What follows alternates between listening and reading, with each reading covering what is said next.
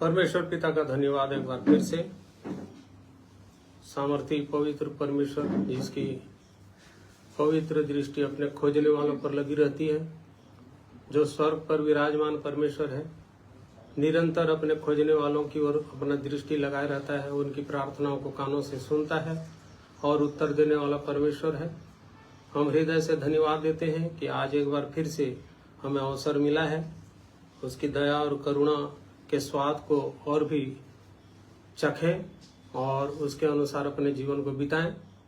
इस अवसर के लिए हम प्रभु का धन्यवाद करते हैं। आइए आज की आराधना हम लोग प्रारंभ करेंगे, प्रार्थना में जाएंगे। अत्यंत करुणामय सर्वशक्तिमान पवित्र प्रेमी परमेश्वर पिता, हमारे उद्धारकर्ता जीवित प्रभु यीशु मसीह के पवित्र नाम में आपके चरणों में बड़े नम्र और दीन होकर के झुकते हैं और हृदय से धन्यवाद का बलिदान चढ़ाते हैं, क्योंकि सच्चे और जीवते परमेश्वर आप हैं। आपने हमें बनाया, हमारी चिंता करने वाले प्रभु, हमारे स्वामी। आपकी महिमा, स्तुति, तारीफ, बड़ाई, प्रशंसा करते हैं, क्योंकि अब तक आपने हमें संभाला है, अपने उत्तम आशीषों को दिया हुआ है। प्रभु जी, हृदय से धन्यवाद करते हैं। धन्यवाद देते हैं हमारे उद्धारकर्ता प्रभु यीशु मसीह के लिए पवित्र बलिदान के लिए, कलवरी पर बहते हुए इस पवित्र लहू के लिए, जो मेरे पाप के लिए, हम सब के पापों के लिए, सारे जगत के लोगों के पापों के लिए बहाया गया। उस लहू में वो सामर्थ्य है प्रभु जी के एक मनुष्य के पाप और अपराधों को धो दे। हम धन्यवाद करते हुए उस क्रूस तले झुकते हैं, उस पवित्र लहू के छिड़काव को और मांगते हैं प्रभु जी। उस सामर्थ्य के द्वारा से हम अपने आप को और भी शुद्ध और सिद्ध करते हुए आगे बढ़ने पाए। आपकी दया और करुणा के द्वारा से, आपकी सहायता के द्वारा से ऐसा अनुग्रह प्रदान करें। धन्यवाद देते हैं आपके जीवित और पवित्र वचनों के लिए, जिसके द्वारा से आप हमसे बातचीत करते हैं। इस अनंत जीवन के भाग को हमने पाया है प्रभु जी, जाना है इन्हीं पवित्र वचनों के द्वारा से। हम आपको महिमा देते हैं, धन्यवाद देते हैं। ये वचन को आपने हमारे पांव के लिए दीपक मार्ग के लिए उजाला बना करके दिया है प्रभु जी। अविनाशी बीज है, सदा ठहरने वाला। धन्यवाद देते हैं प्रभु जी, इसके खुलने से ही प्रकाश होता है और भोले लोग समझ को प्राप्त करते हैं। यह अनंत जीवन देने वाला वचन है प्रभु जी, और इसलिए प्रेमी परमेश्वर पिता आपने अपने बड़े नाम से भी अधिक महत्व दिए हैं इन वचनों को। हम भी आपकी महिमा, स्तुति, तारीफ, बड़ाई करते हैं प्रभु जी। इस वचन का आदर करते हैं, क्योंकि इसके द्वारा से हमने जीवन को जाना है और पाया है। हम धन्यवाद देते हैं प्रभु जी पवित्र आत्मा की सहायता के लिए, जिसे आपने हमारे जीवनों में दिया है। अब तक पवित्र आत्मा की अगुवाई को हमने प्राप्त किया है। आगे के जीवन में भी पवित्र आत्मा की अधीनता में हम अपने जीवनों को सौंपते हैं। पवित्र आत्मा हमारा संरक्षक होइए, हमारा अगुवा होइए और निरंतर जीवन के मार्ग में बढ़ने में हमारी सहायता और मदद कीजिए। धन्यवाद देते हैं आज के दिन के लिए, जिसे आपने दिया, आराधना और उपासना का दिन प्रभु जी, जिसे आपने पवित्र ठहराया है। आज उस विश्राम दिन को पवित्र मानने के लिए आपने अवसर दिया हमारे जीवनों में। धन्यवाद देते हैं प्रभु जी। सामर्थी पिता, थोड़ी देर आपकी महिमा करना चाहते हैं और आपके वचनों से सीखना चाहते हैं। हम थोड़े से लोग प्रभु जी, हम आपको महिमा देते हैं। सामर्थी पिता, ऑनलाइन ये सर्विस भी हो रहा है, जिसमें इन उपकरणों का इस्तेमाल किया जा रहा है, मीडिया का प्रभु जी। सामर्थी प्रभु, उस पर भी आपके आशीष मांगते हैं। करुणा और दया कीजिए कि सुचारू चलने पाए प्रभु जी। और वैसे ही प्रेमी परमेश्वर पिता, जो मेरे प्रिय लोग जुड़े हुए हैं और आगे को भी सुनेंगे प्रभु जी, आज के वचनों के द्वारा से आप उन्हें सबों को आशीषित करें। धन्यवाद देते हैं, आपने प्रार्थना सुना। आदर, इज्जत, महिमा सब कुछ आपको देते हुए प्रभु यीशु के नाम से दुआ को मांगते हैं, सुनिए और ग्रहण कीजिए। आमीन। धन्यवाद देते हैं प्रभु का अवसर दिए प्रभु।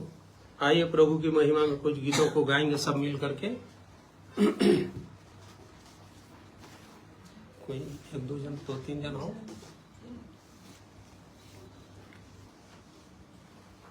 इसको थोड़ा सा उधर करके उठा लो। इधर ही आ जाओ, इधर आ जाओ। आओ ना सब। आप भी इधर आ जाओ, इधर, और इसको थोड़ा उधर करके ऊंचा कर दो।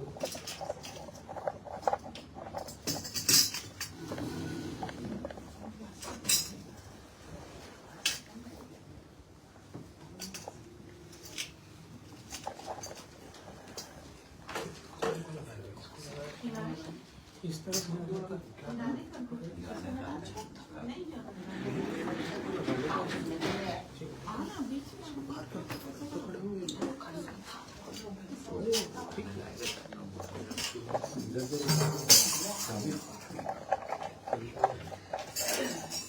प्रभु की महिमा करेंगे और गीत नंबर 46 हम लोग गाएंगे। अनादि काल से अनंत काल तक हे यहोवा तू धन्य है।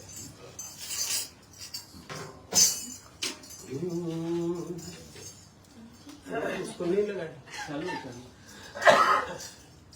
अरे ये वाला कॉलम, हाँ कॉलम।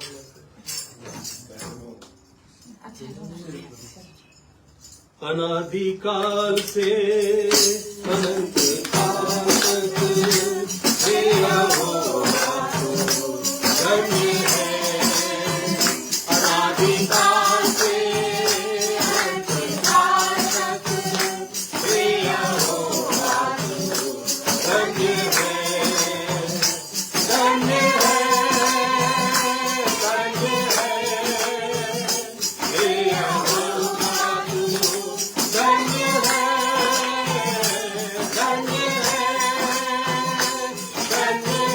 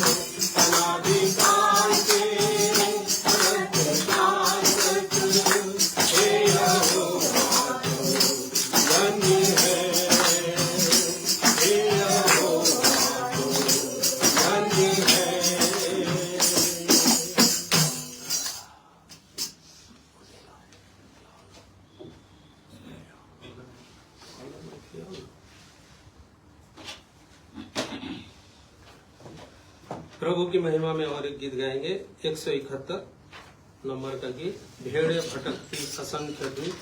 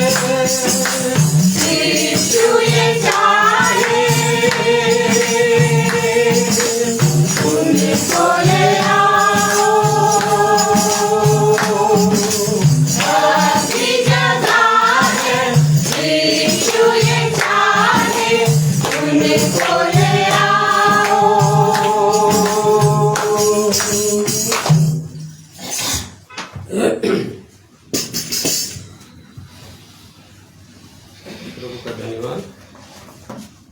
प्रभु की महिमा स्तुति हो। वचन के भाग में जाएंगे, उसके पहले एक प्रभु की महिमा में हम गीत को सुनेंगे, उसके बाद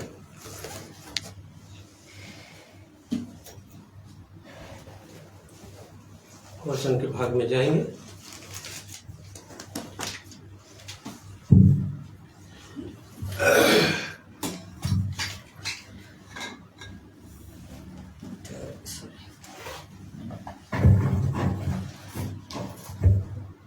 वो किस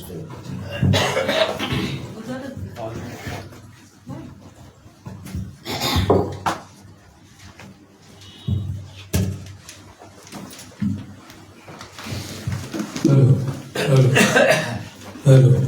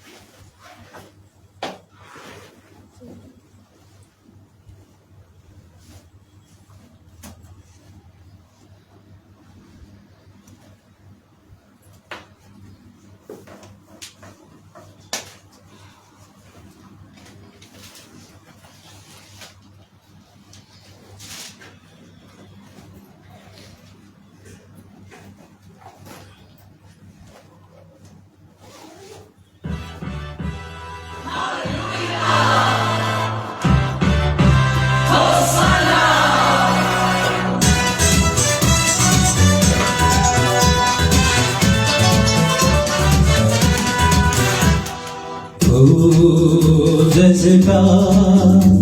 जयकार करे, ओ जय जयकार करे।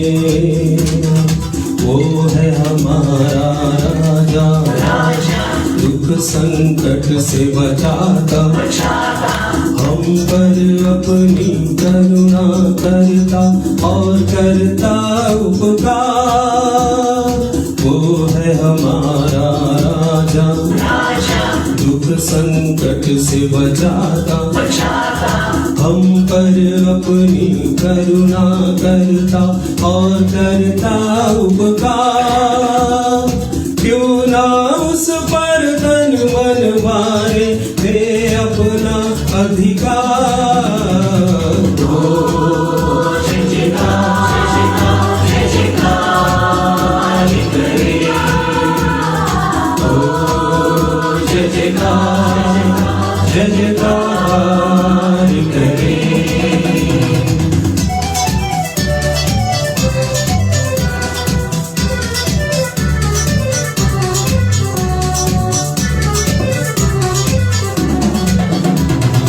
उस पर जिसका भरोसा, वो तो कभी न गिरेगा।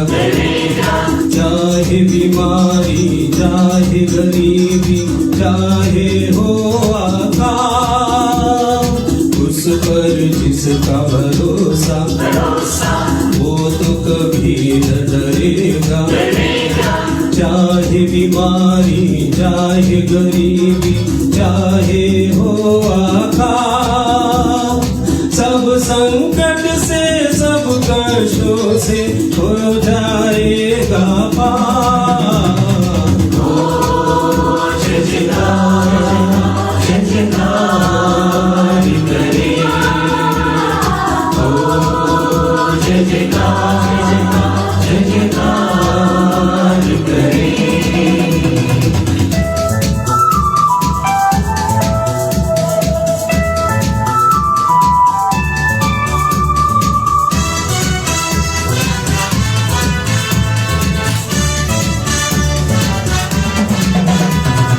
स्वर्ग है उसका सिंहासन, पृथ्वी बनी है आसन। आकाश उसकी महिमा बताए, हस्तकला को दिखाए। स्वर्ग है उसका सिंहासन, पृथ्वी बनी है आसन।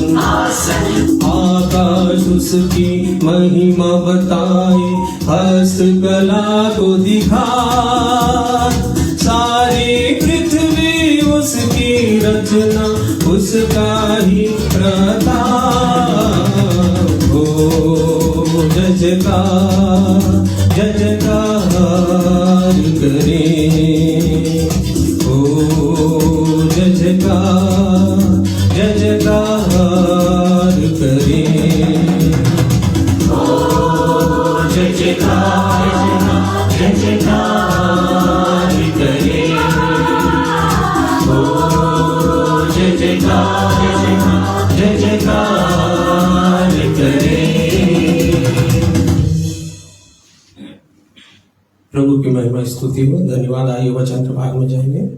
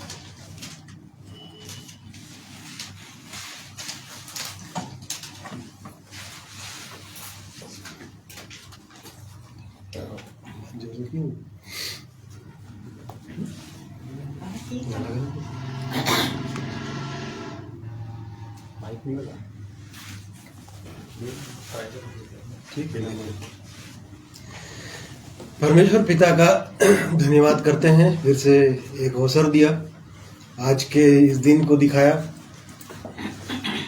अपनी बड़ी कृपा, सहनशीलता, धीरज के कारण ही हम आज के दिन को देख पाए हैं। उसकी बड़ी कृपा हमारे जीवन में हुई है। यदि वो हम पर कृपा नहीं करता तो आज के दिन को हम नहीं देख पाते, ये बात सच है। और उसकी बड़ी कृपा के कारण ही हम आज के दिन को देखे हैं, क्योंकि वो सहनशील परमेश्वर है। वो हमारे पापों के अनुसार, हमारे कामों के अनुसार उसने हमसे व्यवहार नहीं किया, और इस कारण हम आज के दिन को देख पा रहे हैं। हम आज के दिन में जीवित हैं। ये उसके महान प्रेम का प्रमाण है कि उसने हमसे प्रेम किया। नहीं तो कोई मनुष्य उससे प्रेम नहीं कर सकता। यदि वो प्रेम हमसे पहले प्रेम नहीं करता या अपने प्रेम का प्रमाण हमको हमारे जीवन में नहीं देता तो हम उससे प्रेम नहीं कर पाते। परंतु उस जीवित परमेश्वर का धन्यवाद करते हैं कि उसने हमसे प्रेम किया, और प्रेम का प्रमाण ये दिया अपने इकलौते पुत्र प्रभु यीशु मसीह को क्रूस पर देकर। उसने बता दिया कि लोग परमेश्वर लोगों से कितना प्रेम करते हैं, और उसने एक विशेष उद्देश्य के लिए मनुष्य को बनाया है। हमको इसीलिए बनाया है कि उस जीवित परमेश्वर की महिमा हमारे जीवन से हो। ये उसका उद्देश्य है। उसकी महिमा हमारे जीवन से लगातार होते रहे, चाहे हम कैसी भी परिस्थिति में क्यों ना हो। और अभी जबकि हम देखते हैं कि चारों ओर दुख का समय है, सताव का समय है, और ऐसे समय में भी वो परमेश्वर चाहता है कि हमारे जीवन से उसकी महिमा हो, उसका नाम ऊंचे पर उठाया जाए, उसकी महिमा सारी पृथ्वी पर फैल जाए। ये उसकी इच्छा है, और इसलिए वो हमको तैयार कर रहा है। और इसलिए उस जीवित परमेश्वर का मैं धन्यवाद करता हूँ। और आप सब लोग को प्रभु यीशु मसीह में जय मसीह की कहता हूँ।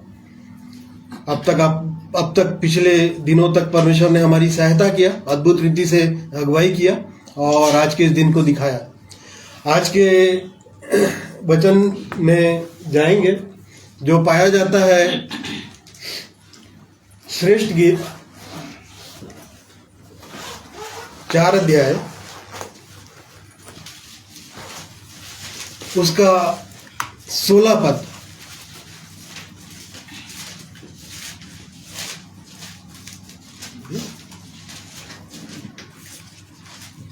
श्रेष्ठ गीत की किताब, उसका 4था अध्याय, उसके 16वें पद में इस प्रकार से लिखा है, हे उत्तर वायु जाग, और हे दक्षिणी वायु चलिया, मेरी बारी पर बह, जिससे उसकी सुगंध फैले। मेरा प्रेमी अपनी बारी में आए और उसके उत्तम उत्तम फल खाए। मैंने अपना श्रेष्ठ गीत 4 अध्याय उसका 16 पद, ये सुलेमान का श्रेष्ठ गीत है। और जैसा नाम से ही लिखा आ रहा है कि श्रेष्ठ, परमेश्वर का श्रेष्ठ है, श्रेष्ठ गीत है। और इसमें गीतों के द्वारा सुलेमान राजा परमेश्वर की महिमा करता है। और इसमें कलीसिया के विषय में बताया गया है, वर और वधू के विषय में। और वर जो है स्वयं हमारा प्रभु यीशु मसीह है, और वधू दुल्हन कलीसिया, दुल्हन जो है कलीसिया के रूप में यहाँ पे चित्रित किया गया है। और बहुत सुंदर पुस्तक है, जिस प्रकार से इसका नाम ही है श्रेष्ठ, परमेश्वर की श्रेष्ठ रचना है ये। और इसमें बहुत सुंदर बातों को परमेश्वर ने चित्रित किया है कि किस रीति से परमेश्वर अपनी कलीसिया को तैयार कर रहा है। और दूल्हा जो प्रभु यीशु मसीह जो भी आने वाले हैं, अभी तो आगे चले गए, इसके पहले 2025 वर्ष पहले इस पृथ्वी पर आए, अब वो दोबारा फिर आने वाले हैं, लेकिन इस बार बादलों में आएंगे।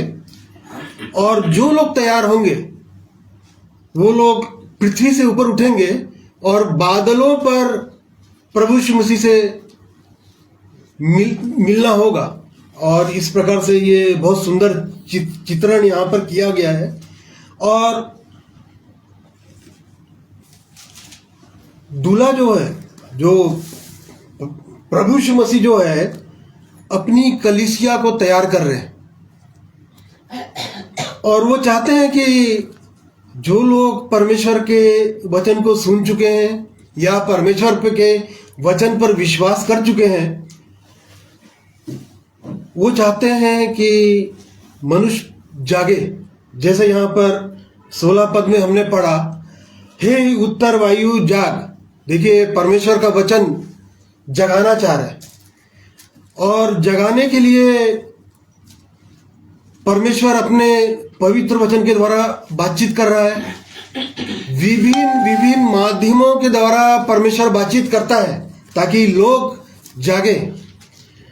लोगों के द्वारा, सपनों के द्वारा, या किसी निर्जीव वस्तु के द्वारा, या पशु, पक्षी, मछली, चींटी, ये सब उदाहरणें परमेश्वर के वचन में दिया गया है।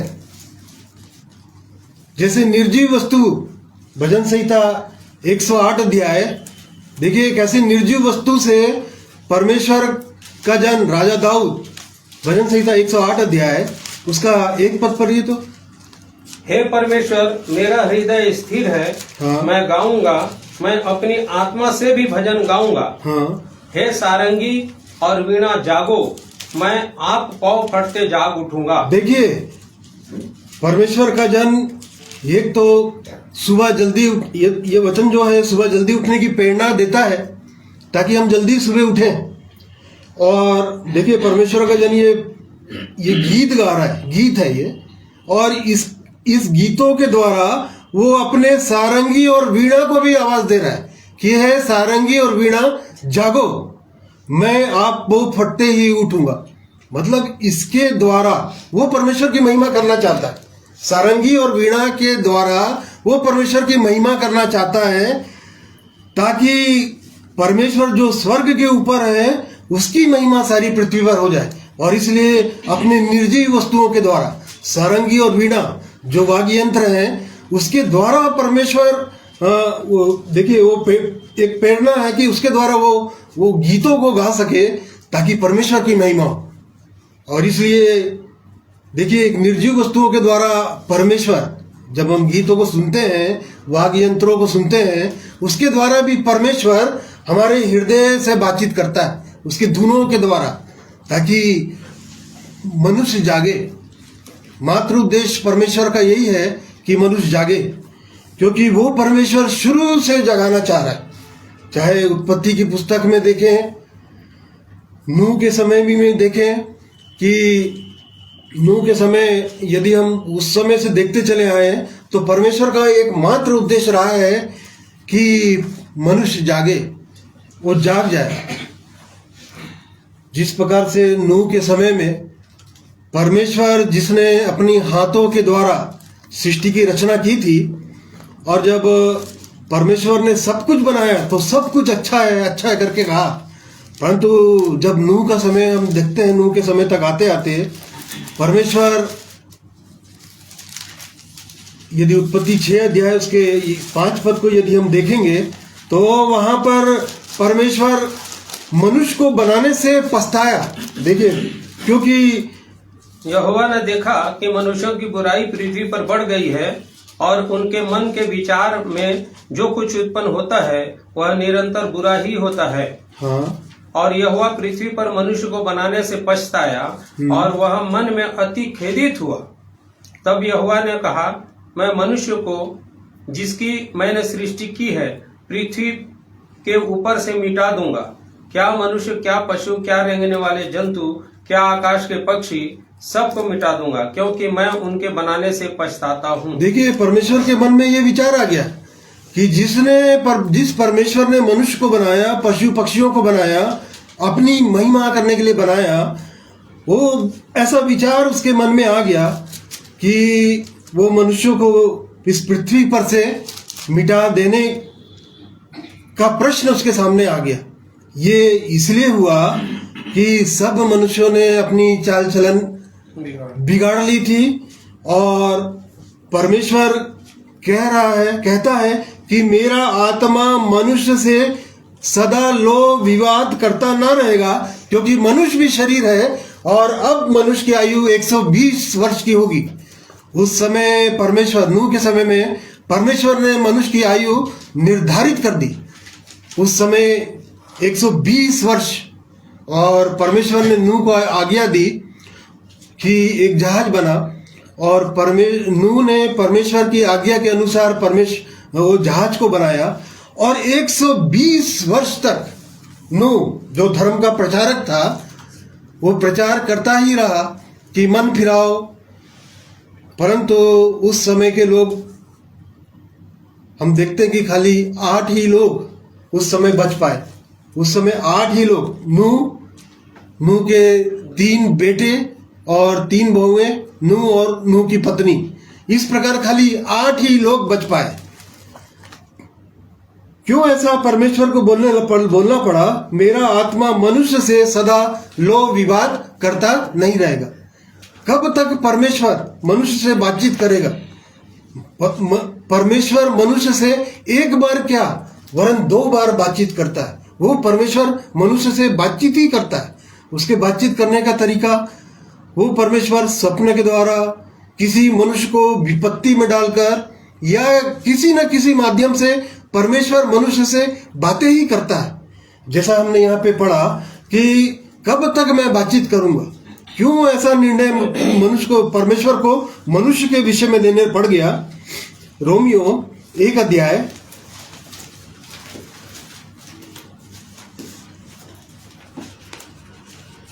उसका 23 पद को पढ़िए।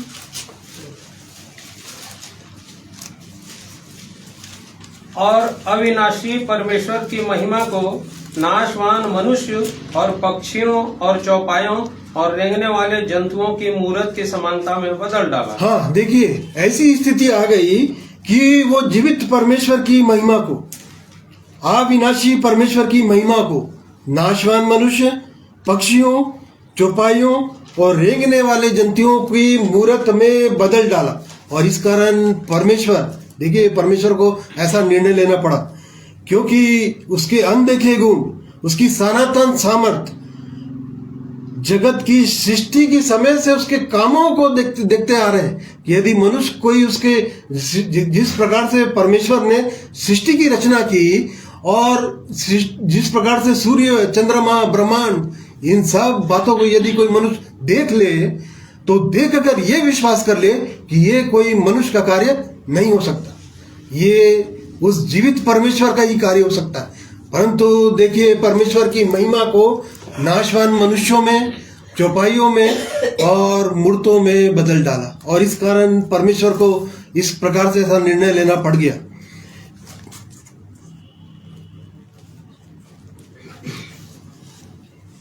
और किस प्रकार से पाप इस संसार में बढ़ता ही चला गया, उसी का 29 पद को पढ़िए तो, रोमियो 1 अध्याय है। इसलिए वे सब प्रकार के अधर्म और दुष्टता और लोभ और बैर भाव से भर गए, और डाह और हत्या और झगड़े और छल और ईर्ष्या से भरपूर हो गए, और चुगलखोर, बदनाम करने वाले, परमेश्वर से घृणा करने वाले, दूसरों का अनादर करने वाले, अभिमानी, डींगमार, बुरी बुरी बातों के बनाने वाले, माता पिता की आज्ञा न मानने वाले, निर्बुद्धि, विश्वासघाती, माया रहित और निर्दय हो गए। हाँ, देखिए मनुष्य इस प्रकार से पापों में गिर गया क्योंकि वो परमेश्वर को पहचानना ना चाहा, और इस कारण परमेश्वर भी उनको उनके निकम्मे कामों के अनुसार उनको छोड़ दिया। और इस प्रकार से मनुष्य के, देखिए ये परमेश्वर की योजना नहीं थी। मनुष्य को बनाने का वो योजना ये थी कि वो परमेश्वर की महिमा करे, परंतु देखिए पाप के कारण परमेश्वर उस समय के लोगों को अवसर दिया, 120 वर्ष का अवसर दिया। क्योंकि नूह धर्मी मनुष्य था, धर्म का प्रचारक था, और 120 वर्ष तक वो जहाज का निर्माण करता ही रहा। और ये बात तो निश्चित है कि वो जब जहाज का निर्माण किया होगा तो 120 वर्ष तक परमेश्वर की बातों को लोगों को बताता तो जरूर होगा कि मन फिराओ परमेश्वर के और फिरो, परमेश्वर से प्रेम करो, इन सब कामों को अपने जीवन से हटाओ। परंतु उस समय के लोगों ने इन सब बातों को ध्यान नहीं दिया और इस कारण से उस समय परमेश्वर को सृष्टि को नाश करने पड़ा और खाली 8 ही लोग बचे। और तब से लेकर परमेश्वर आज तक परमेश्वर अपने पवित्र वचन के द्वारा हमको जगाना ही चाहता है। जैसा ये वचन पढ़े, किसी ना किसी माध्यम के द्वारा वो जगाना ही चाहता है ताकि मनुष्य जागे और उस जीवित परमेश्वर को पहचाने। और इसलिए परमेश्वर अपने पवित्र वचन के द्वारा हमसे बातचीत करता है। स्वप्नों के द्वारा में जिस प्रकार से परमेश्वर ने याकूब से बात किया, इब्राहिम के 2 पुत्र एसाव और याकूब जब अपने भाई के डर से जब वो अपने मामा लाबान के घर जा रहा था, तो याकूब चूंकि अड़ंगा मारने वाला था, धोखेबाज था, अपने भाई के पहलौठे होने के पद को उसने ले लिया था, धोखे से झूठ बोलने वाला था। और तब देखिए परमेश्वर से निर्गम उत्पत्ति 28 अध्याय उसका 10 पद यदि हम पढ़ेंगे तो वहां पर हेडिंग में लिखा है कि परमेश्वर याकूब का स्वप्न, परमेश्वर याकूब को स्वप्न के द्वारा देखिए बातचीत किया। पढ़िए तो। याकूब बेरशेबा से निकलकर हारान की ओर चला और उसने किसी स्थान में पहुंचकर रात वहीं बिताने का विचार किया, क्योंकि सूर्य अस्त हो गया था। इसलिए उसने उस स्थान के पत्थरों में से एक पत्थर ले अपना तकिया बनाकर रखा और उसी स्थान में सो गया। तब उसने स्वप्न में क्या देखा कि एक सीढ़ी पृथ्वी पर खड़ी है और उसका सिरा स्वर्ग तक पहुंचा है। हाँ, और परमेश्वर के दूत उस पर से चढ़ते उतरते हैं। देखिए अपने भाई के डर से जब वो अपने मामा लाबान के यहाँ जा रहा था, तो किसी स्थान में पहुंचकर रात बिताने का विचार किया और तब परमेश्वर उसे स्वप्न के द्वारा देखिए बातचीत किया। उसने क्या देखा कि एक सीढ़ी पृथ्वी पर खड़ी है और उसका सिरा स्वर्ग तक पहुंचा। मतलब पृथ्वी से एक सीढ़ी को स्वर्ग तक पहुंचे हुए उसने देखा। उसने ये देखा कि पापी मनुष्य के लिए, ऐसे पापों में डूबे हुए मनुष्य के लिए स्वर्ग का द्वार खुला हुआ है। और देखिए परमेश्वर उसे स्वप्न से बात किया, क्योंकि उसके जीवन में सूर्य अस्त हो चुका था। यहाँ पर हमने पढ़े उसको, क्योंकि सूर्य अस्त हो चुका था। और ऐसे समय में भी देखिए परमेश्वर स्वप्न के द्वारा उससे बातचीत किया और उसको वो स्वर्ग को खुला और परमेश्वर के दूत को उस पर चढ़ते उतरते उसने देखा। तो देखिए परमेश्वर स्वप्न के द्वारा भी परमेश्वर एक मनुष्य से क्या करता है, बातचीत करता है। परमेश्वर जीव जंतुओं के द्वारा बातचीत करता है। नीति वचन 6 अध्याय उसका यदि हम 6 पद को पढ़ेंगे तो परमेश्वर चींटियों के द्वारा बातचीत करता है। चींटी जो एक निर्बल जाति की है, इतनी छोटी है कि वो आंख से दिखाई नहीं देती, परंतु देखिए परमेश्वर उसके द्वारा मनुष्य को जगाना चाहते हैं और जगाना ये चाहते हैं। हाँ पढ़िए तो। हे आलसी, चींटियों के पास जा, उनके काम पर ध्यान दे और बुद्धिमान हो।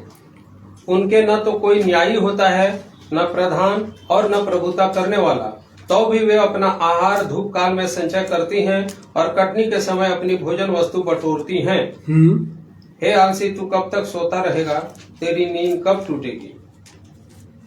कुछ और सो लेना, थोड़ी सी नींद और एक झपकी, थोड़ा और छाती पर हाथ रख के लेटे रहना, तब तेरा कंगालपन राह के लुटेरे के समान आ जाएगा। देखिए चींटियों के द्वारा परमेश्वर हमको जगाना चाहता है, ताकि यदि हमारे जीवन में आलस्य है, और आलस्य जो है एक बहुत बड़ा पाप है, और इसलिए देखिए परमेश्वर इन छोटे जीव जंतुओं के द्वारा हमको उठाना चाहता है या हमको जगाना चाहता है। और जगाना ये चाहता है, ये बताना चाहता है कि हम क्या हो जाए, बुद्धिमान हो जाए।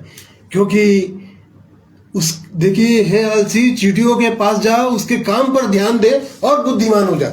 वो परमेश्वर इन जीव जंतुओं के द्वारा हमको क्या बनाना चाहता है, बुद्धिमान बनाना चाहता है। और इसलिए उसके काम पर ध्यान दो। वो क्या काम कर रही है? वो काम ये कर रही है कि ग्रीष्म काल, कठिनाई का समय, ऐसा समय जहां पर उसको कोई ग्रीष्म काल में वो अपने भोजन वस्तुओं को क्या कर रही है, बटोर रही है। क्योंकि आगे ऐसा समय आने वाला है कि उसको कोई भोजन वस्तु उसको मिलने वाली नहीं है। और ये ऐसे समय में काम कर रही ताकि वो आगे के समय में उस भोजन के द्वारा वो जीवित रह सके। और इसीलिए देखिए, ये परमेश्वर इन छोटे जीव जंतुओं के द्वारा, और जिस प्रकार से ये जीव जंतुओं के द्वारा परमेश्वर हमको उठाना चाहता है ताकि हम क्या हो जाए, बुद्धिमान हो जाए। और वैसे ही परमेश्वर समुद्र की गहराइयों में जो जीव जंतु रहते हैं, कैसे परमेश्वर योना को जगाया, ठीक है कि नहीं? योना कैसे जागा? यदि हम योना 2 अध्याय उसका यदि पहला पद को यदि पढ़ेंगे तो योना वहां पर पुकार रहा था। योना के विषय में यदि हम पढ़ें तो योना क्या कर रहा था? परमेश्वर ने उसको आज्ञा दी थी कि उस बड़े शहर कहां पर जा, नीनवे को जा। परंतु वो कहां की ओर चला गया? तर्शीश की ओर चला गया। और तर्शीश जाने के जहाज में जाकर निचले स्थानों पर जाके, जहाज का जो निचला स्थान था वहां पर जाकर वो सो गया। और तब फिर वो समुद्र में एक बड़ी आंधी आई। और तब फिर एक लेटर डाला गया। तब वहां पर जो लोग थे वो लोग जान गए कि ये विपत्ति किसके कारण पड़ी है, योना के कारण पड़ी है। और तब फिर उन्होंने योना को समुद्र में डाल दिया। और तब देखिए, परमेश्वर विपत्तियों में डालकर मनुष्य को कैसे जगाता है, हम पूरा डिटेल तो नहीं देख रहे हैं, परंतु परमेश्वर मनुष्य को जगाना ही चाहता है। किसी ना किसी माध्यम के द्वारा वो जगाना ही चाहता है। और जब समुद्र की गहराइयों में जब वो मछली के पेट में वो जब 3 दिन 3 रात जब वो परमेश्वर से वो प्रार्थना किया, ठीक है, योना 2 अध्याय उसका पहला पद को पढ़िए तो। तब योना ने उसके पेट में से अपने परमेश्वर यहोवा से प्रार्थना करके कहा, मैंने संकट में पड़े हुए यहोवा की दुहाई दी और उसने मेरी सुन ली। देखिए, संकट में पड़े हुए, जब वो ऐसे संकट में था जहां समुद्र की गहराई और मछली के पेट के अंदर वो 3 दिन 3 रात रहा। सोचिए, मछली के पेट में जहां पर बदबू, सड़ाहट, अधोलोक का उदर, मतलब अधोलोक के अंदर से उसको ये समझ में आ गया था कि अब मुझको कहाँ जाना है, अधोलोक में ही जाना है। और ऐसे समय में देखिए, ऐसे समय में ऐसे विपत्तियों में डालकर परमेश्वर मनुष्य को क्या करना चाहता है, जगाना ही चाहता है। और वो परमेश्वर से उसने प्रार्थना की और तब परमेश्वर ने उसकी सुन ली। और यहां तक उसने कहा कि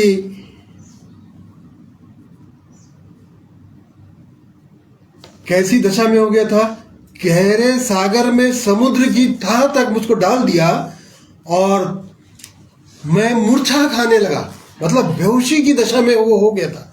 और ऐसे समय में उसकी प्रार्थना उसके पवित्र मंदिर तक पहुंच गई। देखिए, वो परमेश्वर हमसे बातचीत करता है ताकि मनुष्य जागे, उस जीवित परमेश्वर की इच्छा को जाने। क्योंकि परमेश्वर ने इससे कहा था कि उस बड़े शहर नीनवे को जा, क्योंकि उसकी बुराई मेरी दृष्टि में क्या हो गई है, बढ़ गई है। परंतु देखिए, उसके विरोध में, परमेश्वर के विरोध में योना चलने लगा। और तब फिर देखिए, ऐसे विपत्ति में डालकर परमेश्वर मनुष्य को क्या करना चाहता है, जगाना चाहता है। ये परमेश्वर की योजना है कि मनुष्य जागे। एक स्त्री का वर्णन है। देखिए, स्त्री के द्वारा परमेश्वर जगाता है। लोग पुरुष के द्वारा हमेशा हम लोग सुनते हैं, परंतु परमेश्वर के वचन में लिखा हुआ है, न्यायों की पुस्तक उसका 5वां अध्याय उसका 12 पद को पढ़िए तो। जाग जाग हे दबोरा, जाग जाग गीत सुना, हे बाराक उठ, हे अबीनोअम के पुत्र अपने बंदियों को बंधुआई में ले चल। देखिए ये स्त्री का गीत है ना, एक दबोरा नाम की एक स्त्री है, और ये ऐसे समय का वर्णन है। कैसे समय का वर्णन है? जब इस्राएलियों ने यहोवा की दृष्टि में क्या किया था? बुरा काम किया, परमेश्वर की आज्ञा को छोड़ दिया, परमेश्वर के पीछे चलना छोड़ दिया। तब परमेश्वर ने कनान के राजा याबीन के अधीन कर दिया, और उसका एक सेनापति था जिसका नाम था सीसरा, जिसके पास 900 लोहे के 900 रथ थे, और वो इस्राएलियों पर 20 वर्ष तक क्या बड़ा अंधेर करता रहा, बड़ा उसको सताता रहा। लोग उसके कारण घरों के अंदर में बंद थे, गलियां सुनसान हो गई थी, पगडंडियां सुनसान हो गई थी। और ऐसे समय में देखिए, परमेश्वर एक स्त्री को जिसका नाम दबोरा था, जो नबिया थी, परमेश्वर की ओर से बोलने वाली स्त्री थी ये, और इस्राएलियों का ये न्याय करती थी। और तब यहाँ पर ये जो हमने पढ़ा, जाग जाग है दबोरा, उसके आगे एक उल्टा आई का निशान है, ठीक है, जिसको बोलते हैं विषयामदी बोधक शब्द, मतलब इस चिन्ह है ना, मतलब ऐसा मतलब इस चिन्ह का अर्थ ये होता है कि मनुष्य आश्चर्य में पड़ जाए कि परमेश्वर ऐसा कार्य भी कर सकता है, मतलब एकदम अद्भुत, जो हमारी सोच समझ से परे। ये जो चिन्ह है, इसका अर्थ होता है एक आश्चर्य में डाल देना, या ऐसी भावनाओं को दिखाता है ये चिन्ह, जो यहाँ पे पढ़े, जाग जाग हे दबोरा, यहाँ पर जाग जाग गीत सुना।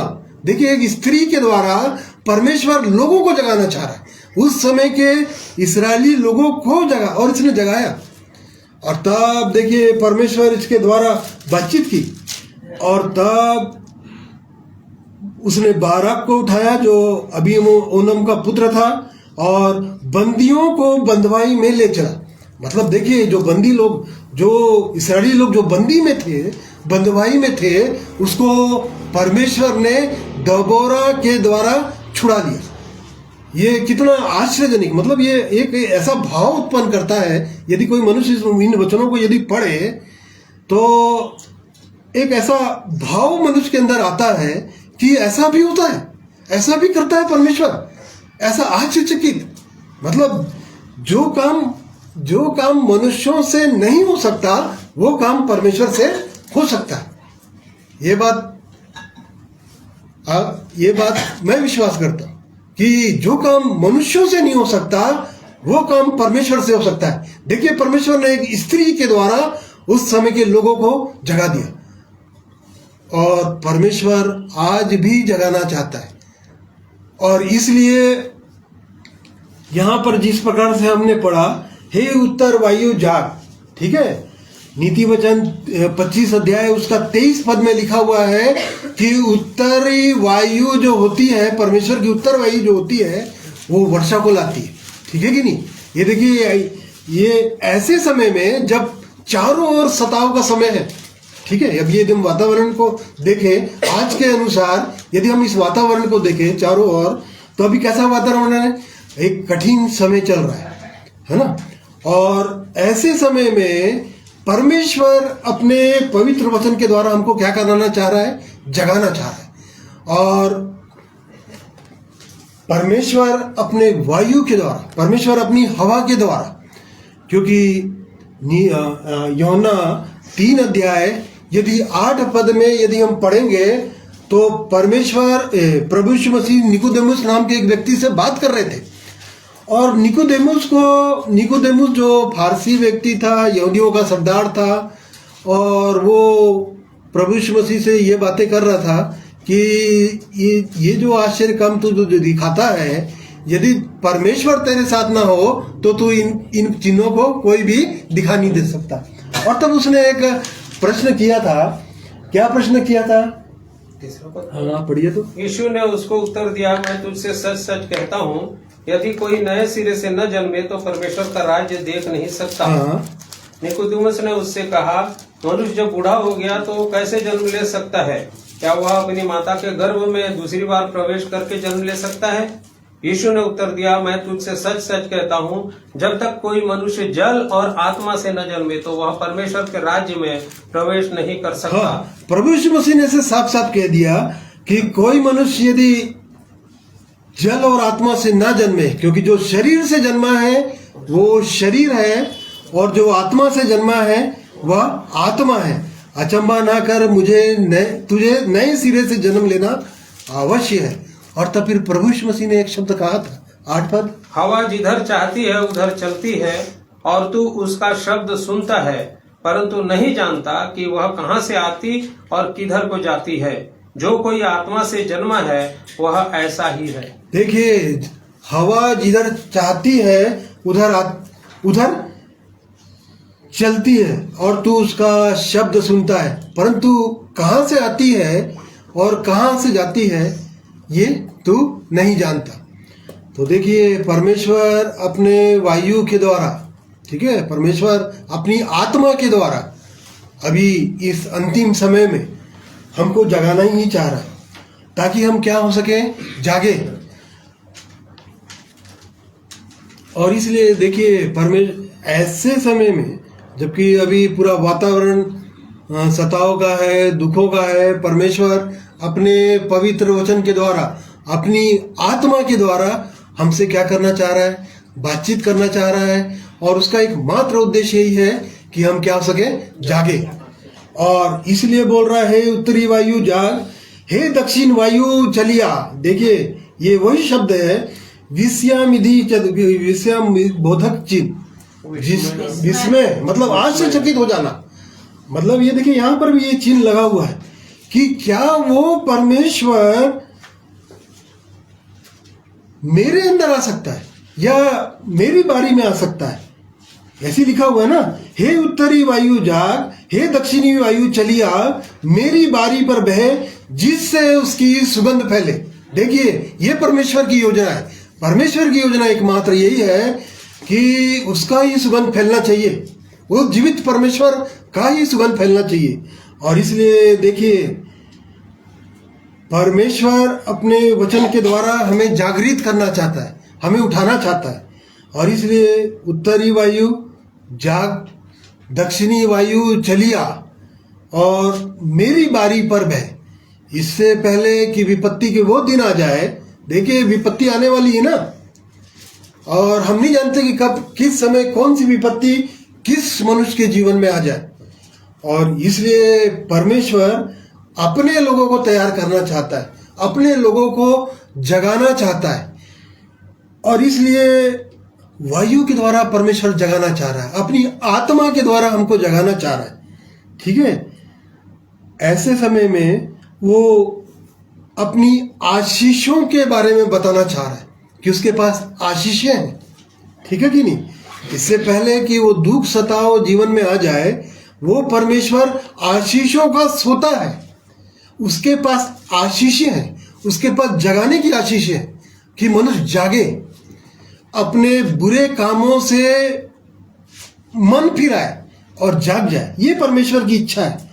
और इसलिए वो देखिए, कलीसिया जो प्रभु यीशु मसीह लोगों को जगाना चाह रहा है, दूल्हा जो है अपनी दुल्हन को जगाना चाह रहा है, अपनी कलीसिया को तैयार करना चाह रहा है। और इसलिए यहाँ पर ये वचन जो हम पढ़े हैं, ये बोल रहा है कि हे दक्षिणी वायु चलिया। देखिए, क्या ऐसा हो सकता है क्या? वो परमेश्वर, ये आश्चर्यचकित है ना, आश्चर्य में मतलब ऐसी खुशी या ऐसी प्रबल उत्साह मनुष्य के जीवन में, ऐसा उत्साह आ जाए कि ये जो वचन जो जैसा यह लिखा हुआ है कि हे दक्षिणी वायु चलिया, क्या वो परमेश्वर आ सकता है? ऐसा आश्चर्य में हम पड़ जाते हैं ना कई बार, क्या वो परमेश्वर हमारे पास आ सकता है क्या? जिसने सूर्य, चंद्रमा, पशु पक्षियों, ब्रह्मांड, मनुष्यों को बनाया, क्या वो परमेश्वर हमारे पास आ सकता है क्या? आ सकता है, आ सकता है, अवश्य आ सकता है। और इसलिए क्योंकि यहाँ लिखा हुआ है कि हे दक्षिणी वायु चलिए, कब आ सकता है, कैसे आ सकता है? जब तक एक मनुष्य जागेगा नहीं, बिना जागे तो देखिए ये कर्म के अनुसार है ना, ये वचन जो है कर्म के अनुसार है और हमारा परमेश्वर कर्मानुसार है। और इसलिए वो परमेश्वर हमको जगाना चाहता है ताकि वो परमेश्वर हमारे पास आ सके, क्योंकि परमेश्वर की इच्छा है कि वो हमारे भीतर आ सके। क्योंकि नीति वचन 2 अध्याय उसका 8 पद में हम जानते हैं कि परमेश्वर का वचन में लिखा हुआ है कि बुद्धि तो तेरे हृदय के अंदर में प्रवेश करेगी और ज्ञान तुझको मन भाव लगेगा, सुख देने वाला लगेगा। देखिए वो हृदय, वो जो बुद्धि जो स्वयं परमेश्वर है, जो स्वयं प्रभु यीशु मसीह, वो एक मनुष्य के अंदर में आना चाहती है। और इसलिए वो ऐसे नहीं आती, ऐसे किसी के अंदर में नहीं आ पाएगी। जब तक एक मनुष्य नहीं जागेगा तब तक वो आएगी नहीं आ सकता, ऐसा होता ही नहीं हो पाएगा। और इसलिए परमेश्वर अपने वचनों के द्वारा हमको जगाना चाहता है। तो एक मनुष्य जागता कैसे, किसको जागना बोलते हैं? हम तो ये यहाँ तक हम देख लिए कि परमेश्वर जगाना चाह रहा है, लोगों को जगाना ही चाहता है। ये बात बिल्कुल सही बात है, लेकिन जागना किसको कहते हैं? हम सचमुच में हम जागे हैं कि अभी भी सो रहे हैं? और यदि सो रहे हैं तो हमको जागना ही है। इफिसियों 5 अध्याय, देखिए जागना किसको कहते हैं? इफिसियों 5 अध्याय उसका 14 पद को पढ़िए तो। इस कारण वह कहता है, हे सोने वाले जाग और मुर्दों में से जी उठ, तो मसीह की ज्योति तुझ पर चमकेगी। हाँ, देखिए यहाँ पर पौलुस इफिसियों की कलीसिया को कह रहा है, हे सोने वाले जाग और मुर्दों में से जी उठ। मतलब देखिए, एक तो पहले यदि सो रहे हैं तो जागने का आह्वान कर रहा है परमेश्वर। पौलुस प्रेरित यहाँ इफिसियों की कलीसिया को लिखकर उनको जगाना चाह रहा है। और यदि हम इन वचनों को पढ़ रहे हैं तो ये वचन मेरे लिए, यदि हम इस वचनों को यदि हम पढ़ते हैं तो ये वचन मेरे लिए है। यदि मैं इसको पढ़ रहा हूं तो मेरे लिए, आप यदि इस वचन को पढ़ रहे हैं तो ये आपके लिए। और यहाँ पर लिखा है, हे सोने वाले जाग और मुर्दों में से जी उठ। मुर्दों में से मतलब मनुष्य पाप अपराधों के कारण कैसे दशा में पड़ा हुआ है? मरा हुआ है, मुर्दा होने की दशा में। और जो लोग मृतक दशा में पड़े हुए हैं या मृतक अवस्था में पड़े हुए हैं, वो जीवित परमेश्वर की स्तुति नहीं कर सकते, वो जीवित परमेश्वर की महिमा अपने जीवन से नहीं कर सकते। और इसलिए परमेश्वर का जन यहाँ पर आह्वान कर रहा है कि मुर्दों में से जी उठ, तब मसीह की ज्योति। देखिए प्रभु यीशु मसीह ज्योति है ना, प्रकाश है। और प्रकाश के पास यदि कोई अंधकार जाता है तो प्रकाश के पास यदि कोई अंधकार जाता है तो उसको अपने अंधकार के काम उसको दिखाई देने लगते हैं, और प्रकाश से वो छुप नहीं सकता। और ज्योति से वो जान जाता है कि मैं अंधकार में हूं कि प्रकाश में। और इसलिए यहां पर देखिए परमेश्वर आह्वान कर रहा है कि हे सोने वाले जाग, मुर्दों में से जी उठ। तो मुर्दे वाले काम क्या क्या है मनुष्य के जीवन में, कैसे मनुष्य मरा हुआ है, इसी का 5 पद को पढ़िए तो। क्योंकि तुम यह जानते हो कि किसी व्यभिचारी या अशुद्ध जन या लोभी मनुष्य की जो मूर्ति पूजक के बराबर है, मसीह और परमेश्वर के राज्य में मिरास नहीं। कोई तुम्हें व्यर्थ बातों से धोखा न दे, क्योंकि इन ही कामों के कारण परमेश्वर का क्रोध आज्ञा न मानने वालों पर भड़कता है। देखिए यहाँ पर कोई भी व्यभिचारी, अशुद्ध जन, लोभी मनुष्य, जो मूर्ति पूजक के बराबर है, मसीह और परमेश्वर के राज्य में मिरास नहीं।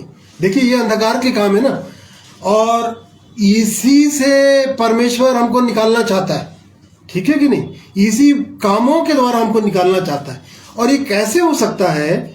इसी का 10 पद को पढ़िए था, 11 पद को। अंधकार के निष्फल कामों में सहभागी न हो, वरन उन पर उलाहना दो। हाँ, क्योंकि उनके गुप्त कामों की चर्चा भी लज्जा की बात है। और पर जितने कामों पर उलाहना दिया जाता है वे सब ज्योति से प्रकट होते हैं, क्योंकि जो सब कुछ को प्रकट करता है वह ज्योति है। देखिए जो सब कुछ को प्रकट करता है। देखिए अंधकार के निष्फल काम, अंधकार, ये सब अंधकार के काम है ना, और इसमें कोई भी परमेश्वर की ओर से कोई भी फल नहीं मिलने वाला, निष्फल, ये सब अंधकार के निष्फल काम है। और अंधकार के निष्फल कामों को त्यागना ही जागना होता है। अंधकार का जो निष्फल काम जो हमारे जीवन में है, यदि हम जागे नहीं हैं तो सो रहे हैं, और इसको यदि त्याग दिए हैं या इससे हम छूट गए हैं तभी उसको जागना कहते हैं, और नहीं तो फिर सो रहे हैं। और इसलिए परमेश्वर हमको जगाना ही चाहता है, और किसी न किसी माध्यमों के द्वारा वो परमेश्वर अपने वचन के द्वारा हमको जगाना ही चाहता है। और इसलिए यहाँ पर भी जो इन वचनों को हम पढ़े, अंधकार के निष्फल कामों में सहभागी ना हो, मतलब अंधकार का जो निष्फल काम है उसी को त्यागना ही जागना कहता है। यही परिभाषा है जागना का। यदि अंधकार के निष्फल काम हमारे जीवन में है तो फिर हम सो रहे हैं, हम जागे नहीं हैं, फिर सो रहे हैं या मृतक दशा में।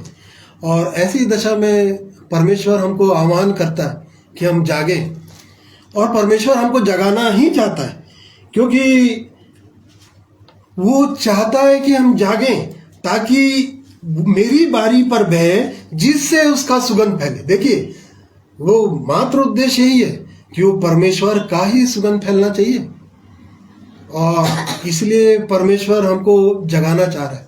और यदि जाग गए हैं तो ये पहचान होगी कि हमारे जीवन से उसका सुगंध फैलेगा, और यदि जागे नहीं है तो सुगंध भी नहीं फैलेगा, वो फिर बदबू फैलती है, सड़ाहट फैलती है। और इसलिए परमेश्वर हमको जगाना चाहता है ताकि उसकी सुगंध फैले। जिस प्रकार से प्रभु यीशु मसीह की सुगंध फैली जब प्रभु यीशु मसीह ने जब क्रूस पर अपने आप को दिया, इफिसियों 5 अध्याय उसका पहला पद में ही लिखा हुआ है, इसलिए प्रिय बालकों के समान परमेश्वर का अनुकरण करो और प्रेम में चलो, जैसे मसीह ने भी तुमसे प्रेम किया और हमारे लिए अपने आप को सुखदायक सुगंध के लिए परमेश्वर के आगे भेंट करके बलिदान कर दिया। देखिए परमेश्वर के आगे सुखदायक सुगंध के लिए भेंट करके अपने आप को बलिदान कर दिया। देखिए प्रभु यीशु मसीह ने सुखदायक सुगंध, देखिए ऐसा उपाय किया।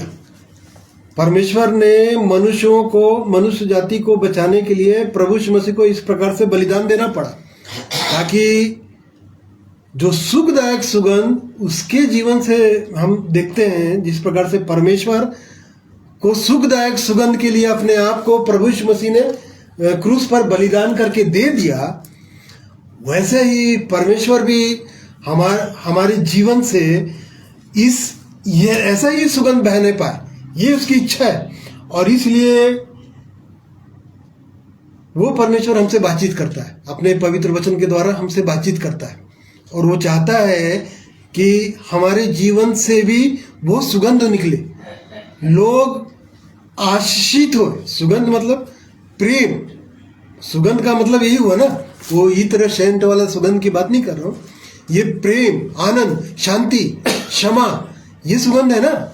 जिस प्रकार से मरियम मगदलिनी के विषय में हम जानते हैं कि वो कैसी पापिनी स्त्री थी, जिसके अंदर में 7 दुष्ट आत्माएं थी, और वो जब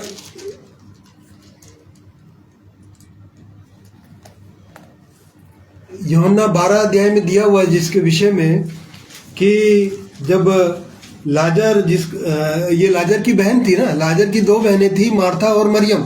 ये मैं इस मरियम की बात कर रहा हूँ, मरियम मगदलिनी जो पापिनी स्त्री थी, और जब प्रभु यीशु मसीह ने जब लाजर को जिला दिया और तब फिर एक घर में वो भोजन कर रहे थे, और तब फिर मरियम ने जटामासी का आधा सेर बहुमूल्य इत्र लेकर यीशु के पांवों पर डाला। देखिए दूसरे जगह पर ऐसा वर्णन है कि वो इतनी पापिनी स्त्री थी कि वो प्रभु यीशु मसीह का सामने से सीधा से सामना नहीं कर पा रही थी, परंतु प्रभु यीशु मसीह के पीछे से खड़े होकर प्रभु यीशु मसीह के पांवों को अपने बालों से, अपनी आंखों के आंसुओं के द्वारा वो पोंछ रही थी।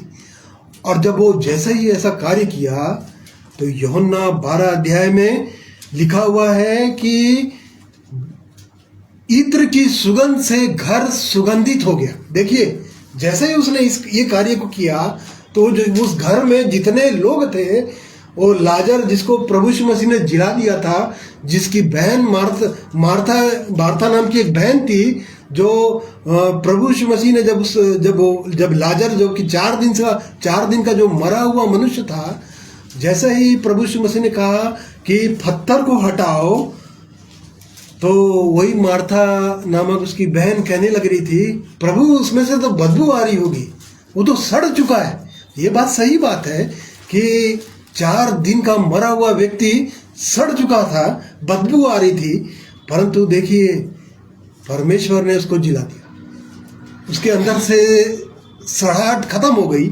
और ये लोग एक जगह पर थे, और तब जैसे ही ऐसा ये कार्य की मरियम मगदलिनी ने, तो लिखा हुआ है कि वो घर सुगंध से भर गया। देखिए कितना सुगंधित हो गया होंगे, कितने लोग आशीषित हो गए होंगे जिस प्रकार से मरियम मगदलिनी ने ये इस कार्य को किया, जैसा समर्पण किया होगा वहां पर, तो वो लोग आशीषित हुए होंगे, लोग सुगंधित उसके सुगंध को महसूस जरूर किए होंगे। तो देखिए ये परमेश्वर की इच्छा है, और वो ये चाहता है कि हमारे जीवन से परमेश्वर का सुगंध फैले। हम लोग एक गीत गाते हैं जो 2 कुरिन्ती 2 अध्याय उसका 14 पद में, धन्यवाद हो परमेश्वर का जो हमको जय के उत्सव में लिए फिरता है, अपने ज्ञान का सुगंध हमारे द्वारा हर जगह फैलाता है। देखिए वो परमेश्वर की इच्छा है कि हमारे जीवन के द्वारा वो अपने ज्ञान का सुगंध, वो ज्ञान कौन है? ज्ञान प्रभु यीशु मसीह है। वो ज्ञान का सुगंध हमारे द्वारा लोगों के बीच में फैलने पाए, ये परमेश्वर की इच्छा है। और इसलिए देखिए परमेश्वर जगाना चाहता है, और जो लोग जागते हैं उनके जीवन से सुगंध फैलता ही है। और इसलिए परमेश्वर की इच्छा है ताकि उसका सुगंध फैले, मेरा प्रेमी अपनी बारी में आए और उसके उत्तम उत्तम फल को खाए। देखिए वो परमेश्वर हमारे जीवन में फल देखना चाहता है, ठीक है कि नहीं? क्योंकि वो बिना फल के हम लोग वो छाट देता है, क्योंकि यदि नहीं फले तो क्या करने वाला है? काटने वाला है। और इसलिए वो परमेश्वर चाहता है कि हम फलें, और उससे अलग होकर, किससे अलग होकर? प्रभु यीशु मसीह से अलग होकर। देखिए हम कुछ भी नहीं कर सकते। यदि हमारे जीवन में फल आए तो उससे अलग होकर हम फल नहीं सकते, ये प्रभु यीशु मसीह ने बता दिया। और हमारे जीवन में वो फल देखना चाहता है। किन किन बातों का फल देखना चाहता है? मन फिराव के योग्य फल देखना चाहता है। जिस प्रकार से यूहन्ना बपतिस्मा देने वाले ने, जिस प्रकार से सदुकी या वो उस समय के जो फरीसी सदुकी लोग जब यूहन्ना बपतिस्मा देने वाले के पास बपतिस्मा लेने के लिए आए, फारसी और बहुत से सदुकियों बपतिस्मा लेने के उसके पास आए, तो यूहन्ना बपतिस्मा देने वाले ने यूहन्ना 3 अध्याय उसका 7 पद में लिखा हुआ है, हे सांप के बच्चों, तुम्हें किसने जता दिया, आने वाले क्रोध से भागो, इसलिए मन फिराव के योग्य फल लाओ। देखिए, सबसे पहले हमारे जीवन में मन फिराव की योग्य फल हमारे जीवन में दिखना चाहिए। हमारा मन फिरा है कि नहीं फिरा है, ये फल परमेश्वर ढूंढता है। मन फिरना ही चाहिए, और यदि ये फल ये मन फिराव का यदि फल हमारे जीवन में है, तब तो ये यहाँ पर यूहन्ना बपतिस्मा देने वाले ने उनसे कह दिया कि मन फिराव के योग्य फल लाओ, और नहीं तो जो पेड़ अच्छा फल नहीं लाता वह काटा और आग में झोंका जाता है। और ये परमेश्वर हमारे जीवन में मन फिराव के योग्य फल देखना चाहता है कि हमारा मन फिरा है कि नहीं फिरा है। क्योंकि ये संसार जो है और ये शरीर जो है, ये हमको खींचता है, अपनी ओर खींचता है। और यदि मन फिरा ही नहीं है तो फिर हमारे जीवन में कोई वो फल नहीं उगेगा, कोई सुगंध नहीं आएगी। और इसलिए परमेश्वर चाहता है कि हमारे जीवन में मन फिराव का योग्य फल दिखे, कि हमारा मन फिरा है, धन से हमारा मन फिरा है, ये संसार से हमारा मन फिरा है, शरीर की अभिलाषाओं से हम मन फिरा है। तब तो ये हमारे जीवन में प्रमाण होगा कि हमारे जीवन में मन फिराव के योग्य हमारे फल है।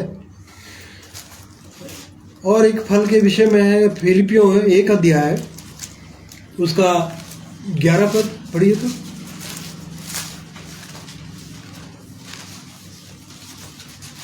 और उस धार्मिकता के फल से जो यीशु मसीह के द्वारा होते हैं भरपूर होते जाओ, जिससे परमेश्वर की महिमा और स्तुति होती रहे। देखिए, उस धार्मिकता के फल से जो यीशु मसीह के द्वारा होते हैं। देखिए, धार्मिकता का फल जो है, बिना उसके द्वारा हम फल नहीं सकते। धार्मिकता कौन है? स्वयं प्रभु यीशु मसीह धर्म है ना। और उस धार्मिकता के फल से जो यीशु मसीह के द्वारा होते हैं, भरपूर होते जा, मतलब देखिए, भरना है हमको। धार्मिकता का फल क्या है? प्रेम है, आनंद है, शांति है, दया है, क्षमा है। ये हमारे जीवन में भरपूरी के साथ होना चाहिए। देखिए, भरपूर होते जाओ, ये सब फलों से हम भरते जाए, ये परमेश्वर की इच्छा है। और ये इसलिए है ताकि इसके द्वारा परमेश्वर की महिमा और स्तुति हो। इस फलों से भले भले कामों के फल हमारे जीवन में हो। जिस प्रकार से प्रभु यीशु मसीह ने भलाई का काम किया ना, कि शैतान मनुष्य को सता रहा था, ये वाला तो भला काम किया ना। उसको प्रभु यीशु मसीह ने शैतान के चुंगल से निकाला। ये प्रभु यीशु मसीह का भलाई का काम है, ये भला काम है ना। और इसी भले कामों से भरपूर होते जाओ, ये परमेश्वर की इच्छा है। और एक फल है, समय हो गया है, एक फल और देखेंगे फिर खत्म करेंगे। इब्रानियों 13 अध्याय, उसका 15 पद को पढ़िए तो। इसलिए हम उसके द्वारा स्तुति रूपी बलिदान अर्थात उन होठों का फल जो उसके नाम का अंगीकार करते हैं, परमेश्वर को सर्वदा चढ़ाया करें। भलाई करना और उदारता दिखाना न भूलो, क्योंकि परमेश्वर ऐसे बलिदानों से प्रसन्न होता है। देखिए, हमारे होठों का फल, ठीक है कि नहीं, ये वाला फल भी हमको क्या करना चाहिए? परमेश्वर को सर्वदा चढ़ाना चाहिए। हम उसके द्वारा स्तुति रूपी बलिदान, देखिए, हमारे शरीर में जो अंग है, हमारे होंठ हैं, उसके द्वारा हम परमेश्वर की स्तुति रूपी बलिदान, टूटा हुआ हृदय, इन होठों के द्वारा हमको चढ़ाना चाहिए। और क्योंकि परमेश्वर ऐसे ही बलिदानों से क्या होता है? प्रसन्न होता है। और देखिए, ये बढ़ने का नियम है। और यदि हम इन वचनों के अनुसार, या यदि हम जागे नहीं हैं, तो परमेश्वर हमको आह्वान करता है कि हम जागे। एक लास्ट वचन और, कुलुसियों 2 अध्याय, उसका 19 पद को पढ़िए तो। और उस शिरोमणि को पकड़े नहीं रहता, जिससे सारी देह जड़ों जोड़ों और पट्टों के द्वारा पालन पोषण पाकर और एक साथ गढ़कर परमेश्वर की ओर से बढ़ती जाती है। देखिए, यदि बढ़ना है तो शिरोमणि कौन है? शिरोमणि सर। और देखिए, ये बॉडी है जो हमारा शरीर जो है, यदि हम देखेंगे तो सर जो है हमारा संचालन करता है, ठीक है कि नहीं? और उसी के द्वारा शरीर के सारी देह, पट्टों मतलब शरीर के अंग, हाथ पैर और जितने बाकी अंग हैं, वो उससे पालन पोषण पाकर क्या होते हैं? बढ़ते हैं। वैसे ही यहाँ पर शिरोमणि को बोल रहा है। शिरोमणि मतलब कलीसिया का जो सर जो है वो कौन है? वो प्रभु यीशु मसीह है।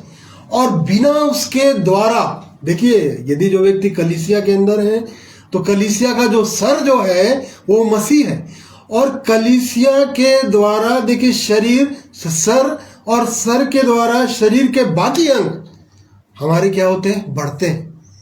और यदि हम प्रभु यीशु मसीह में बने हुए नहीं हैं तो शरीर के सारे जड़, सारे पट्टे उससे पालन पोषण पाकर बढ़ नहीं सकते।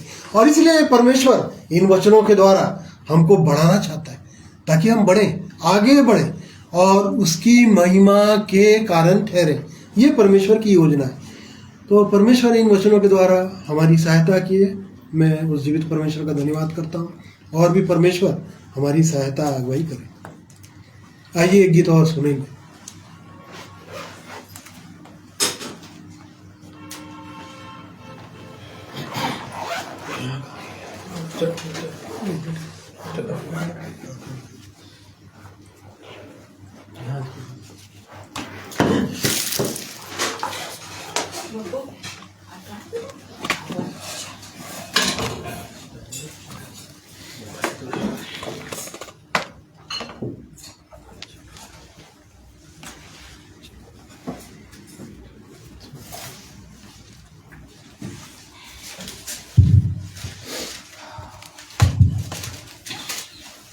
परमेश्वर पिता का धन्यवाद सुंदर वचन के लिए, क्योंकि सचमुच में यदि सो रहे हैं या मृतक दशा में कहीं पहुंच गए हैं गलती से, या अपनी खुमारी के कारण, निरंतरता की खुमारी मृत्यु तक पहुंचाती है।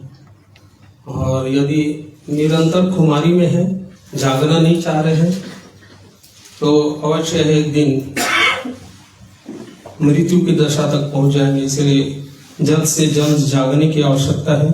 परमेश्वर इन वचनों के द्वारा से हम सबको संभाले, और फलवंत होने की आवश्यकता है। यदि फलवंत नहीं है तो भी परमेश्वर के दृष्टि में अयोग्य ठहरेंगे और परमेश्वर प्रसन्न नहीं होंगे।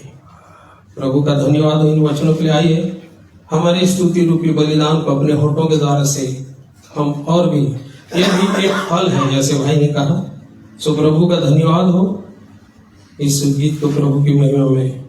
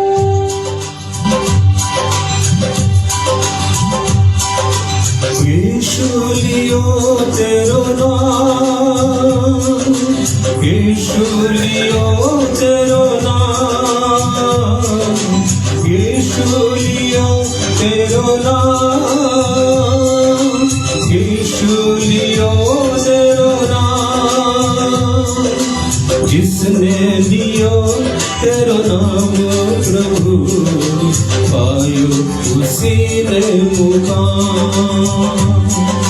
जिसने लियो तेरो नाम प्रभु, पायो उसी ने मुकाम।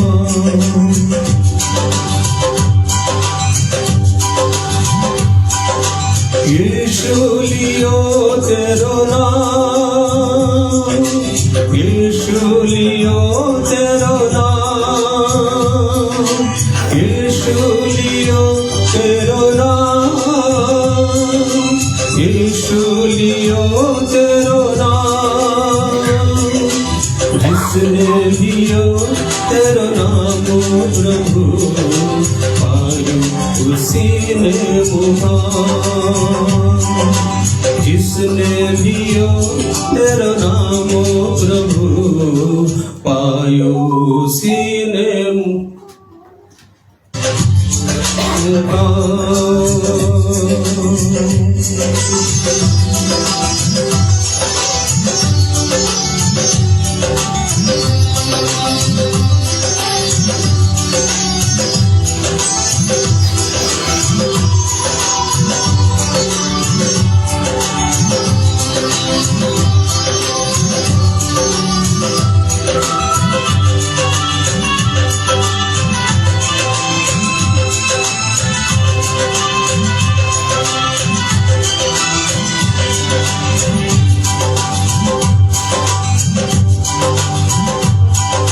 सुख चैन मिलते हैं, गम दूर होते हैं, मिटती है सारी परेशानियाँ।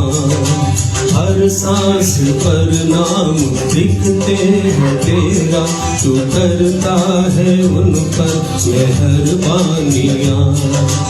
उजड़े मुकद्दर संवर जाते हैं, कदमों में मोती बिखर जाते हैं।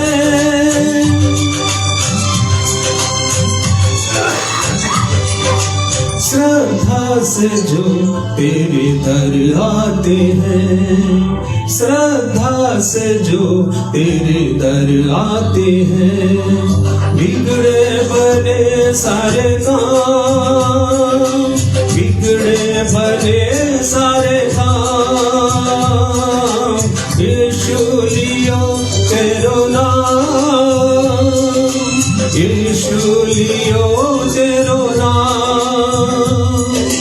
जिसने लियो तेरो नाम प्रभु, पायो उसी ने मुकाम। जिसने लियो तेरो नाम प्रभु, पायो उसी ने मुकाम।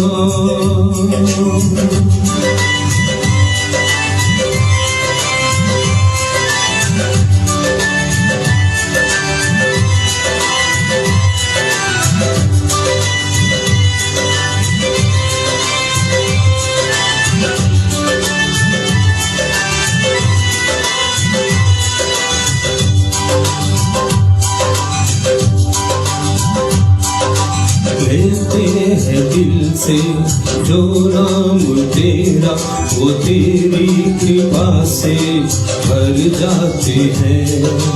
होती है पूरी तमन्नाएं उनकी, जो हर वक्त तेरे ही गुण गाते हैं। धड़कन मेरी मुझसे कहने लगी, अर्पित करूं अपनी जिंदगी।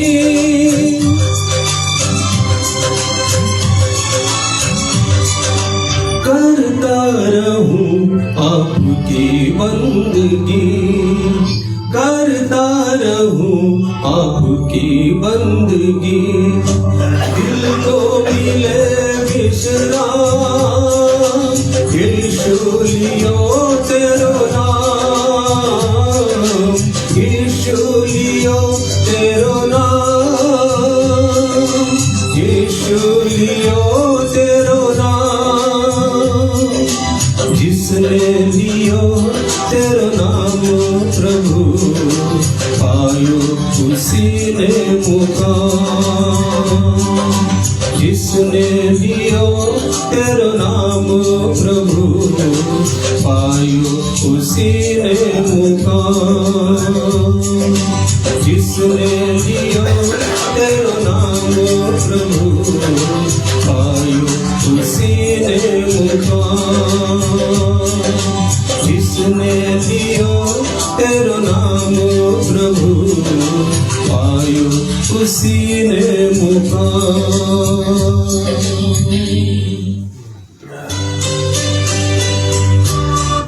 परमेश्वर पिता का धन्यवाद। आइए आराधना के अंतिम भाग में जब हम पहुंच गए हैं, परमेश्वर के चरणों में बड़े नम्र और दीन होकर के और भी झुके और अपने जीवन को देखें, जांचें, सचमुच में हम जागे हैं और निरंतर हमारे जीवन से, हमारे होठों से, हमारे मुख से उसकी स्तुति और महिमा हो रही है कि नहीं हो रही, क्योंकि उसने हमें मनुष्य को इसीलिए बनाया। निर्जीव वस्तुएं, यहाँ तक कि समुद्र और नाले और पहाड़ भी उसकी महिमा के लिए उठ खड़े होते हैं। नदियां ताली बजाती हैं और पहाड़ और पहाड़ियां क्या होते हैं? उछलती और कूदती हैं, लिखा है वचन में, भजन संहिता। तो परमेश्वर को यदि हम अभी सही ढंग से महिमा नहीं दे रहे या हमारे महिमा देने से वो प्रसन्न है या नहीं है, उसे अपने आप में हम स्वयं जांचे। प्रभु के चरणों में बैठ करके आइए हम प्रार्थना करेंगे। अत्यंत करुणामय सर्वसामर्थी प्रेमी परमेश्वर पिता, एक बार फिर से बड़े नम्र और दीन होकर के आपके चरणों में झुकते हैं और धन्यवाद का बलिदान चढ़ाते हैं, क्योंकि सचमुच में आप एक बार नहीं परंतु अपने भक्तजनों से 2 बार क्या 3 बार भी बात करते हैं और प्रभु चिताते हैं, सावधान करते हैं ताकि मनुष्य जागते रहे। और प्रभु जी आपकी देह पूरी रीति से जाग करके तैयारी पूरी करे अपनी, ताकि प्रभु यीशु जब आए बादलों पर तो आपकी देह उठा ली जाए। सचमुच में आप महान परमेश्वर हैं, पवित्र परमेश्वर हैं। आप प्रेम करते हैं, अपनी सृष्टि को प्रेम करते हैं। आप अपने खोजियों पर अपनी दया की दृष्टि बनाए रखते हैं। इसीलिए अवसर पर अवसर देते जा रहे हैं कि मनुष्य जागे और जीवित रहे, क्योंकि जीवित ही उसकी महिमा और आराधना और उपासना कर सकते हैं। मृतक उसकी उपासना और आराधना नहीं कर सकते, वचन में जैसे लिखा है प्रभु। और इसलिए प्रेमी परमेश्वर पिता, एक बार फिर से आपने आह्वान किया भाई के द्वारा से, भाई को आपने पवित्र आत्मा की अगुवाई दी। इन वचनों के द्वारा से हमने भी आज और भी इस बात में उन्नति कर पाए प्रभु जी कि हमको और जागना है, हमारे जीवन में फल होना है, किसी भी रीति से हमारा जीवन निकम्मा ना हो। करुणा और दया कीजिए। इसलिए हम सब जितने बैठे हैं और जितने ऑनलाइन सुन रहे हैं और जो बाद में भी सुनते हैं, उन पर आपकी करुणा की दृष्टि होने पाए। पवित्र आत्मा सहायता करे कि निरंतर वो जागृत अवस्था में रहें और आपको महिमा देने पाए। आपने प्रार्थना सुना, हृदय से धन्यवाद देते हैं। प्रभु यीशु के नाम से दुआ मांगते हैं, सुनिए और ग्रहण कीजिए। आमीन। मेरे प्रिय भाई बहनों को जितने जुड़े हैं, प्रभु यीशु मसीह में एक बार फिर से धन्यवाद देता हूँ कि आप लोग सब जुड़ करके सुन पाए। आगे को भी जो सुनते हैं उन्हें भी परमेश्वर आशीषित करे। आप सबों को जय मसीह। प्रभु आप सबको आशीष प्रदान करे।